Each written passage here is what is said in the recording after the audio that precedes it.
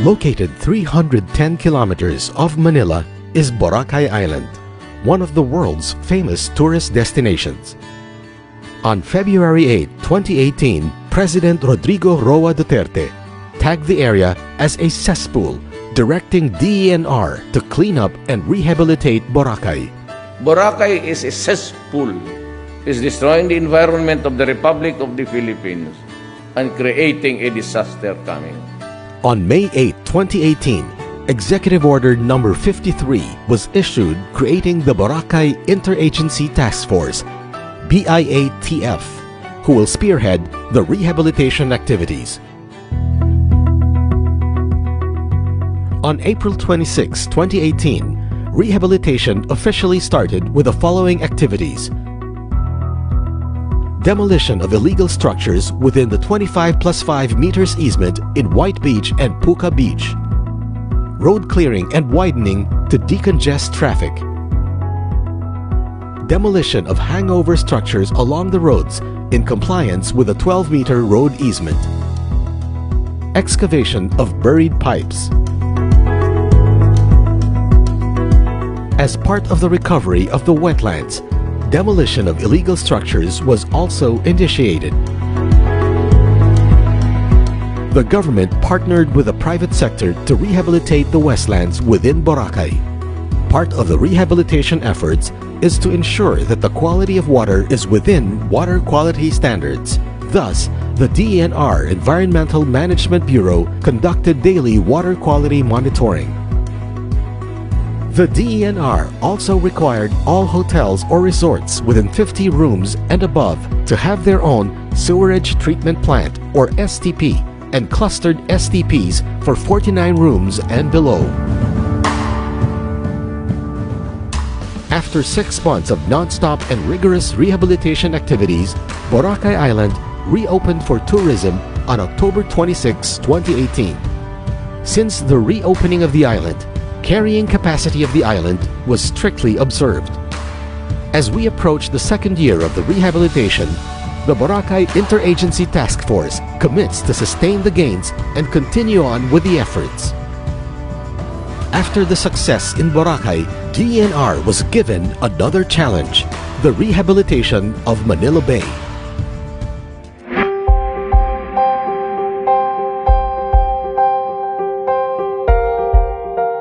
After a decade of government interventions since the issuance of mandamus, deterioration of the bay's water quality continued. Alarmed over the degradation of the bay, President Rodrigo Roa Duterte ordered Secretary Roy A. Simatu of the DENR and Secretary Eduardo M. Año of the DILG to clean up Manila Bay. Kaya sabi ko kay Roy Simato, Jan Simato, pati si Jan Año, you start cleaning the Manila Bay. And it will be,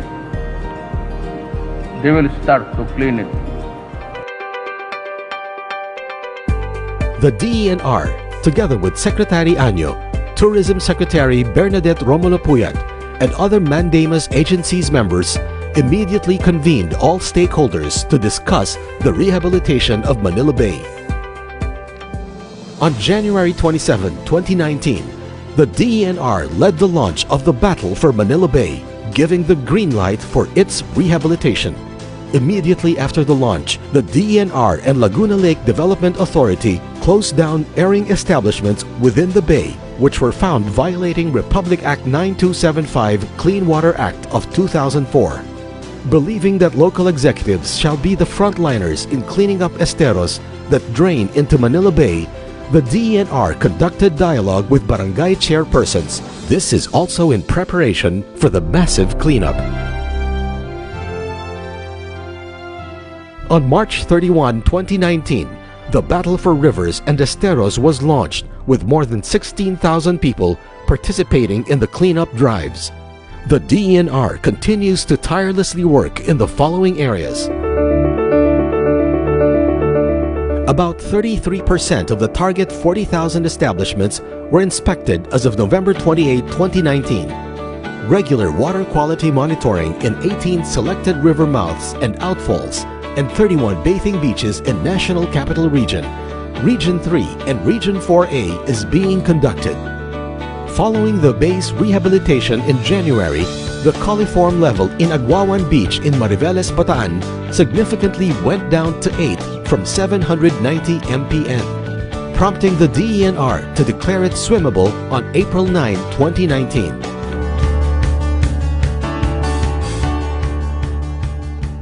From January to November 2019, combined DENR, LGUs and Metro Manila Development Authority or MMDA cleanup drives collected 127,800 cubic meters of garbage, while Department of Public Works and Highways or DPWH dredging activities generated 40,000 cubic meters of silt and debris. The DENR also launched the skimmers in Pasig River and ordered the removal of barges on the river.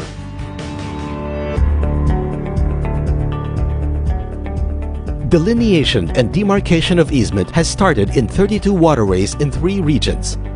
Survey and assessment of informal settler families living along waterways recorded 56,012 ISFs.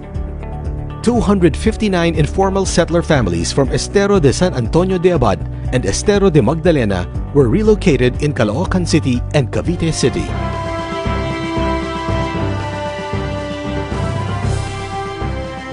The DENR also hired 1,142 Estero Rangers to help out in the cleanup of esteros and collection of garbage from households along rivers and esteros.